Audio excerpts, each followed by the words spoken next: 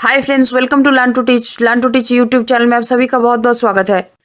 मैं हूं मोमिता पाल। आज आपके साथ डिस्कस करने वाले हैं सीडीपी के ऊपर, यानी कि चाइल्ड डेवलपमेंट एंड पेडागोजी के ऊपर आज ये इंपॉर्टेंट डिस्कशन होने वाला है, जो कि AWES नवंबर में जो कंडक्ट होने वाला है एग्जाम, इसी के ऊपर ये चाइल्ड डेवलपमेंट एंड पेडागोजी के ऊपर ये क्लास लिया जाएगा।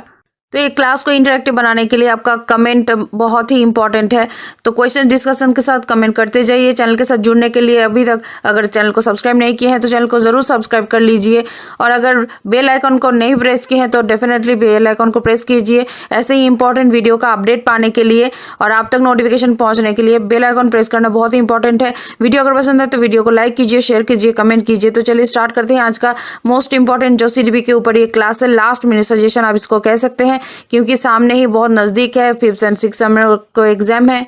तो चलिए आज का वीडियो स्टार्ट करते हैं with the first question. Behaviours that can be learned with a moderate amount of difficulty are said to be. Your options are here. Option A prepared behaviour, and option B unconditioned behaviour, option C unprepared behaviour, and option D counter prepared. तो देखिए, ऐसा कौन सा behaviour है जो कि moderate amount of difficulty से वो सीखा जा सकता है, can be learned with a moderate amount of difficulty. तो जो अब चारों ऑप्शन दिया गया है कि prepared behaviour, unconditioned behaviour, अनप्रिपेयर्ड behaviour and counter prepared behaviour, ये चारों ऑप्शन में से जो कमेंट आपको सही कमेंट करके बताइए कि कौन सा आंसर आपको सही लग रहा है। तो ये क्वेश्चन का जो करेक्ट आंसर हो जाएगा वो हो जाएगा अनप्रिपेयर्ड behaviour. Behaviors that can be learned with a moderate amount of difficulty are said to be. Option C will be the correct answer, unprepared behavior. Go to the next question. Who developed the device called cumulative recorder? किसने cumulative recorder device का develop किया था? Your options are here. Option A Ivan P. Pavlov, option B J.B. Watson, option C Sigmund Freud, and option D B.F. Skinner. तो चारों option में से देखिए इसमें से कौन सा ऑप्शन सही है जिसने क्यूमुलेटिव रिकॉर्डर ये जो डिवाइस है ये डेवलप किया था। तो करेक्ट आंसर ये क्वेश्चन का हो जाएगा B.F. स्किनर। B.F. स्किनर ने क्यूमुलेटिव रिकॉर्डर डिवाइस का डेवलप किया था।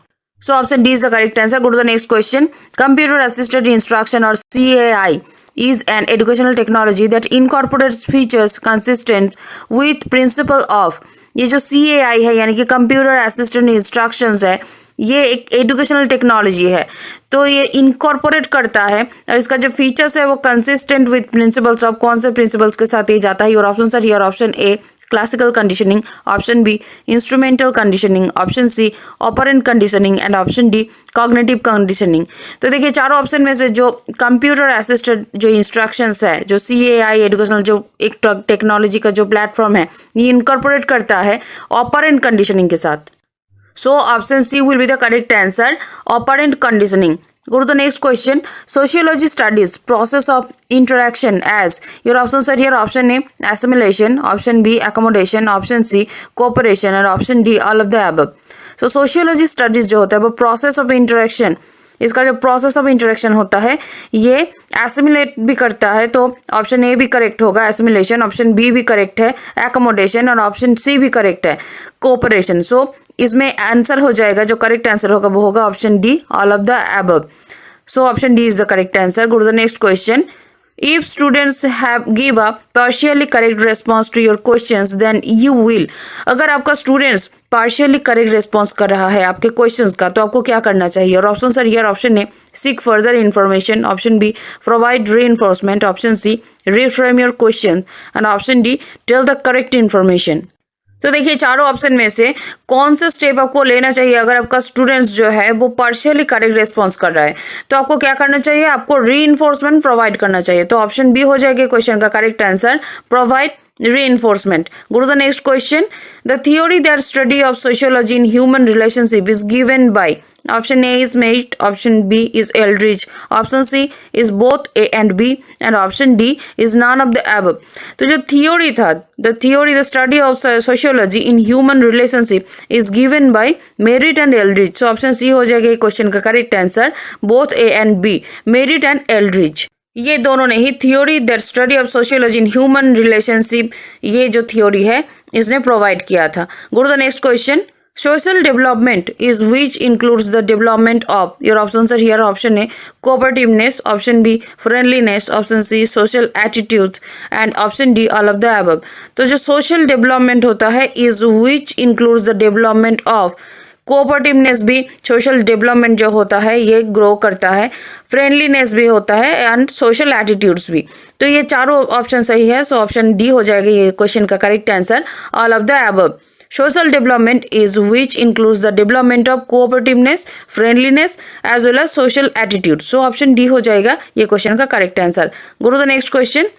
Social life consists of, your options are here, option A music, option B participation in dramas, option C games and option D all of the above. So social life क्या क्या consist करता है? Music भी consist करता है, participation in dramas भी include करता है एंड ऑप्शन सी गेम्स भी इंक्लूड करता है। सो ये क्वेश्चन का भी करेक्ट आंसर हो जाएगा option D, all of the above. Social life consist of music, participation in dramas, games and all of the above will be the correct answer. So option D हो जाएगा ये question का correct answer.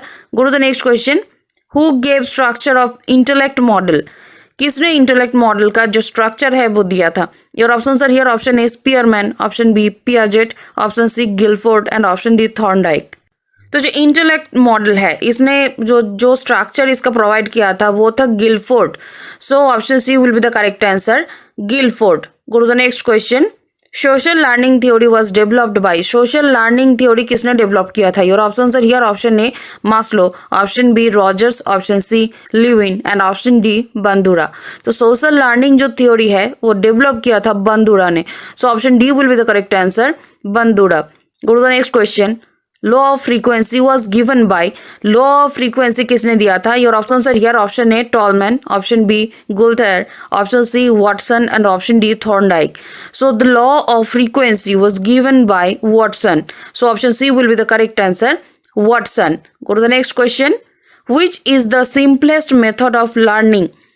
ये कुछ method आपको दिया जाएगा, इसमें से बताना है इस चारों ऑप्शन में से कौन सा मेथड आपको सिंपलेस्ट लगता है, यानी कि अकॉर्डिंग टू डेफिनेशन वो सिंपलेस्ट मेथड ऑफ लर्निंग है। Your option are here, option A imitation, option B trial and error and option C insight and option D lecture. तो imitation, trial and error, insight and lecture, out of this 4 options which is the simplest method of learning? So the correct answer will be imitation, यानी कि अनुकरण करना is the simplest method of learning. Your options will be A will be the correct answer, imitation. Go to the next question. Learning how to learn is essentially a process of, learning how to learn is essentially a process of, your options are here, option A establishing learning sets, option B operant conditioning, option C stimulus generalization and option D imprinting। तो ये सीखना कि कैसे सीखा जाता है is essentially a process of establishing learning sets, so option A will be the correct answer, establishing learning sets। Go to the next question। The field theorists emphasize the role of learning. Your options are here, option A SR associations, option B drive reduction, option C reinforcement and option D cognitive process। तो जो field theorist होते हैं वो कौन से learning के role को emphasise करते हैं? तो करेक्ट आंसर इसका हो जाएगा cognitive processes. So option D will be the correct answer, cognitive processes. Go to the next question. The term most closely associated with the work of Tolman is, your options are here, option A perceptual learning, option B sensory preconditioning, option C reinforcement learning and option D place learning। So the term most closely associated with the work of Tolman is sensory preconditioning. So option B will be the correct answer, sensory conditioning, preconditioning। Go to the next question। Pavlov did experiments on, Pavlov कौन से प्राणी के ऊपर experiment किए थे? Your options are here, option A dog, option B cat, option C rat and option D monkey. So Pavlov कौन से प्राणी के साथ एक्सपेरिमेंट किए थे? कमेंट सेक्शन में कमेंट करके जरूर बताइए। तो ये क्वेश्चन का करेक्ट आंसर हो जाएगा ऑप्शन ए डॉग, डॉग के ऊपर Pavlov एक्सपेरिमेंट किए थे। Go to the next question. Intelligence can improve up to age of, intelligence कौन से एज तक इम्प्रूव किया जा सकता है? Your options are here, option A 18 years, option B 20 years, option C 25 years and option D throughout। So intelligence can be improved up to age of 18 years, so option A will be the correct answer, 18 years। Go to the next question। What will be the IQ when mental age and chronological age are the same? IQ and mental age and जो chronological age होता है तो कौन से as में वो same होता है IQ? जो mental age and chronological age को मैच करके चलता है। तो योर ऑप्शन है, your option A 0, option B 1, option C 100 and option D 110। तो क्रोनोलॉजिकल एज जो नॉर्मली जो एज होता है एक मानिए एक कैंडिडेट का 8 इयर्स एज है और उसका मेंटल एज वो क्या होता है, कौन से IQ में वो सेम होता है, तो वो जब IQ 100 होता है तब जाके mental age and chronological age same होता है। So option C will be the correct answer 100। तो ऐसे ही इंपॉर्टेंट वीडियो पाने के लिए APS का लास्ट मिनट का प्रिपरेशन करने के लिए चैनल को जरूर सब्सक्राइब करके रखिए, ये आपके लिए बहुत ही हेल्पफुल होने वाला है। और अगर बेल आइकन को नहीं प्रेस किया है तो वो भी जरूर प्रेस कर लीजिए इमीडिएट नोटिफिकेशन पाने के लिए वीडियो अपलोड पर। और अगर ये वीडियो पसंद आए तो वीडियो को लाइक कीजिए, शेयर कीजिए, कमेंट कीजिए। तो चलिए मिलते हैं अगले वीडियो में, तब तक के लिए आप सभी को ऑल द बेस्ट।